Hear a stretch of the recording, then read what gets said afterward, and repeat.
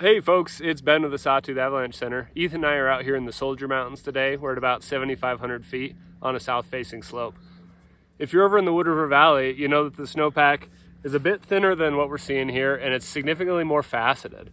A lot of this snowpack, the upper snowpack, has faceted away, and we haven't seen a lot of snow in the last few weeks. Over here, we've been getting more snow, and we've got a much meatier slab sitting on top of some of these weak layers that we've been finding all year long. You can see this prominent weak layer here in the middle of the snowpack. This is one of these ones that we buried in December. So we've got a lot of variation across our area and across forecast zones. If you come over here and you're going to find a snowpack that looks like this, where you actually have a meaty slab sitting on top of these weaker facets. Getting down to a weak layer like this is actually somewhat difficult to do. You can see just based on how stiff the slab is on top of it.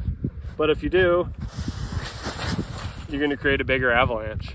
We had unstable snowpack test scores in each one of our pits here. We're going to head over to a shaded slope after this, see if we can't find some of those upper snowpack weak layers that we're talking about. All right, so we've wrapped around Aspect here. We're on just east of North Slope. It's a little more shady than the slope we were on before, and we're only a couple hundred feet higher than we were before. You can see in the pit wall behind me these same obvious weak layers. But here, instead of just having crusts with little facets, we've got little crusts with some surface hoar on top. You can see some of the flakes on top of this.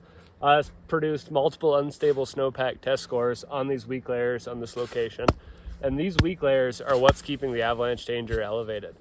Today, the avalanche danger is moderate, which means that human-triggered avalanches are possible. These are known as persistent weak layers. They stick around for a long time. They certainly have for us, and they look like they will in the future. So bear these in mind when you're entering more consequential avalanche terrain.